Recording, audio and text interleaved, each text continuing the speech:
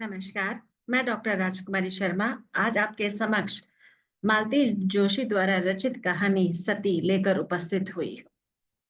सती शब्द सुनते ही हमारे मन में अनेक प्रकार के भाव, विचार, अवधारणा उमड़कर आती हुई दिखाई देती है, क्योंकि ये शब्द हम सालों साल इससे परिचित है और इस शब्द के आधार पर हम अलग-अलग अपने विचारों का जो रूप है वह रखते हुए दिखाई देते हैं।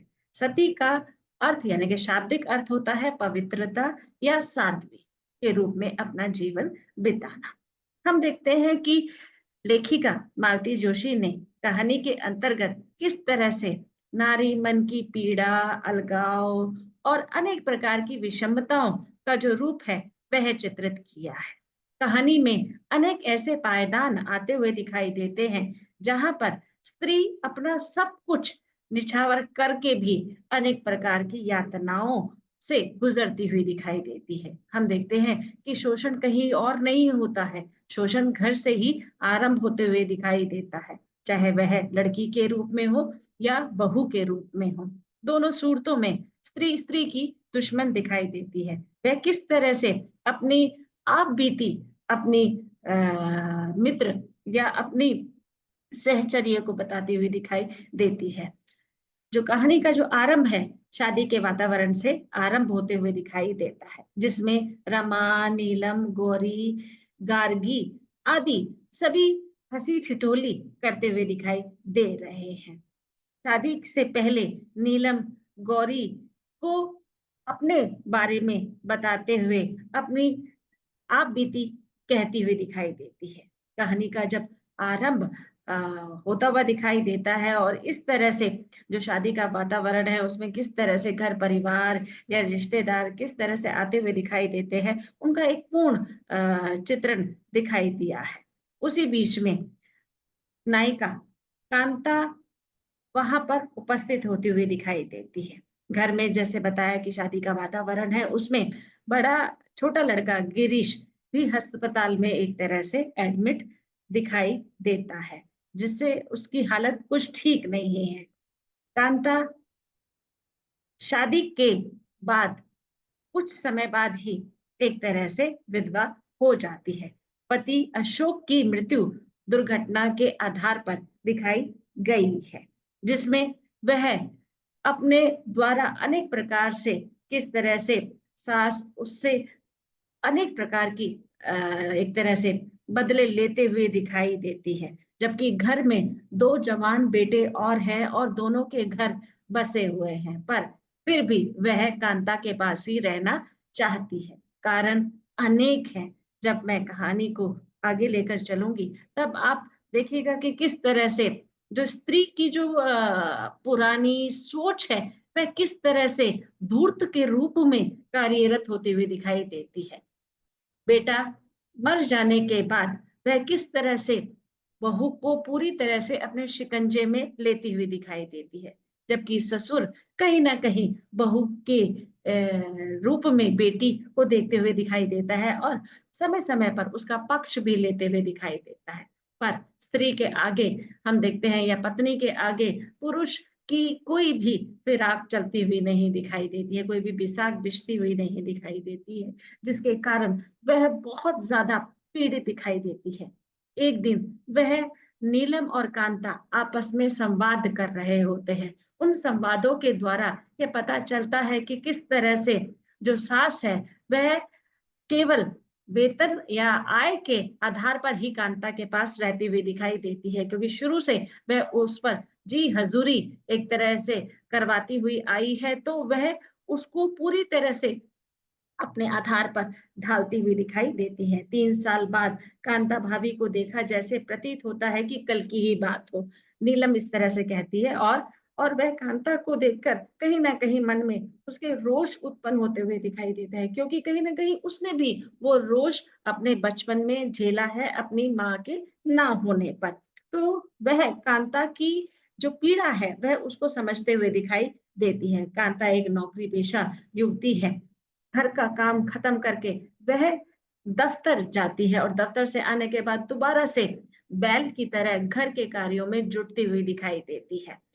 इतनी आय लेने के बाद भी उसके पास कोई अच्छी साड़ी नहीं है, जिसके कारण वह दफ्तर में उपहास का कारण बनती हुई दिखाई देती है। तो नीलम उसे कई माध्यमों से समझाने का प्रयास करती हुई दिखाई देती है कि आप कमा रहे हो तो आप अपने ऊपर तो खर्च किया करो, पर सारी आय सास ले लेती है, तो मैं अच्छी साड़ी भी दफ्तर पहन के नहीं जा सकती। आदमी मर गया, पर साज सिंगार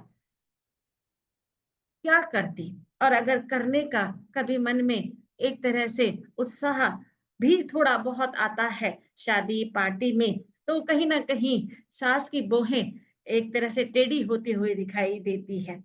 वह पूरी तरह से मेरे ऊपर अनेक प्रकार के प्रहार करती हुई दिखाई देती है। व्यंग्यों की बारिश में मुझे एक तरह से भिगोते हुए दिखाई देती है। अम्मा मुझे बार-बार विषैला ही बोलते हुए दिखाई देती है। कांता और नीलम का जब संवाद एक तरह से आगे की ओर बढ़ता है, तो वह कई ऐसे कारण उदाहरण बताते हुए दिखाई देती है कि जो सास है, वह दोनों लड़कों के पास क्यों नहीं जाती है, जबकि वो कमा भी रहे हैं। पर वह कांता के पास ही रहती है, क्योंकि वह उसकी पूरी आय लेने के लिए एक तरह से वहाँ पर अपना हथकंडा जमाए हुए ही है। जिसके कारण वह उनके पास नहीं जाती है। हर वक़्त मुझे तंग करती है, मुझे देखकर अशुभ मानती है और जैसे ही मुझे देख लेती है तो अनेक प्रकार की पूजा-पाठ आरंभ कर देती है कि वो दिन उनका सही से निकले और उन्हें ऐसा देखकर मुझे बहुत ज़्यादा पीड़ा वेदना से मैं ग्रस्त होती हुई दिखाई देती हूँ, कि हमारी पुरानी परंपरा, रीति-रिवाज जिस तरह से व्यक्ति के अभाव के रूप में उसे एक तरह से प्रस्तुत करते हुए दिखाई देते हैं। जब पैसे लेने की बारी आती है तो वो अशुभपन दिखाई नहीं देता, पर जैसे ही मैं सामने आ जाती हूँ तो अनेक प्रकार की अशुभता उनको दिखाई देती है, जिसके कारण आज भी मैं तिल-तिल कर मर रही हूँ। आपसी भेदभाव के कारण स्त्री पीड़ा को एक तरह से नज़र आता हुआ दिखाई देता है कि किस तरह से स्त्री ही स्त्री की दुश्मन बनते हुए दिखाई देती है। और ये हम देखते हैं कि जब से आदिकाल आया है तब से ये सती प्रथा का जो रूप है वह चलन-चालन में दिखाई देता था। पर अनेक प्रयासों के तहत इसको खत्म किया पर कहीं न कहीं आज भी हम देखते हैं कि ये पीड़ा स्त्री झेल रही है और वह बोलती नहीं है जिसके कारण अनेक प्रकार से उस पर दबाव बनते हुए दिखाई देते हैं। बहन यानी कि ननंद जो है वह शादी कि बहन की जो शादी है, ननंद की जो शादी है, वह पूरी की पूरी मैंने ही की। मैंने उस समय पर 80,000 रुपए दिए थे, ऐसा कांता नीलम को बताते हुए दिखाई देती है कि दोनों भाइयों ने अपने हाथ खींच लिए थे, क्योंकि मैं यहाँ पर अकेली हूँ, मेरा कोई खर्च नहीं, वो समझती नहीं, मेरे बच्चों के लिए वह कुछ करती। बच्चों को भी वह बहुत सारा उल्टा-सीधा बोलती है, जिसके कारण बच्चे परेशान हो, इधर-उधर बिलखते हुए दिखाई देते हैं।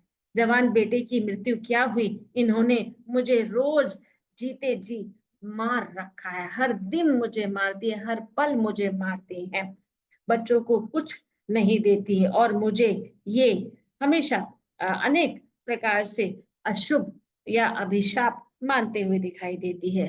पढ़ी-लिखी होने के बाद भी मैं इनकी इन यातनाओं से परेशान हो गई हूँ। तब नीलम समाधान बताती है पर समाधान होने में भी बहुत समय लग जाता है। आज भी जो नारी है वह आग की शैया पर बैठे हुए दिखाई दे रही है, क्योंकि बेटा ना होने के कारण कोई पक्ष लेने वाला वहाँ पर नहीं है, जिससे कि सास अपने हथकंडे लगातार उस पर अपनाए जा रही है और उसे समस्याओं से उभरने नहीं दिया जा रहा। तो यहाँ पर लेखिका मालती जोशी ने नारी मन की जो मार्मिक वेदना है, उसको दिखाने का प्रयास किया है कि सब कुछ करते हुए भी वह अनेक प्रकार की समस्या, अलगाव, तनाव से ग्रस्त जीवन जी रही है। जबकि हम देखते हैं कि आधुनिक युवती अगर वह कमा रही है, क्षमता है, सामर्थ्य है, तो वह अपने अनुसार जीवन जीती हुई दिखाई देती है। पर हम देखते हैं कि ये 10-12 साल पहले हम इसी तरह की स्थितियों को देखते हुए दिखाई देते थे, जहाँ पर नारी पूरी तरह से सक्षम होने के बाद भी अनेक प्रकार की पीड़ाओं से घर में ग्रस्त दिखाई देती है, शोषण सहती हुई दिखाई देती है। धन्यवाद।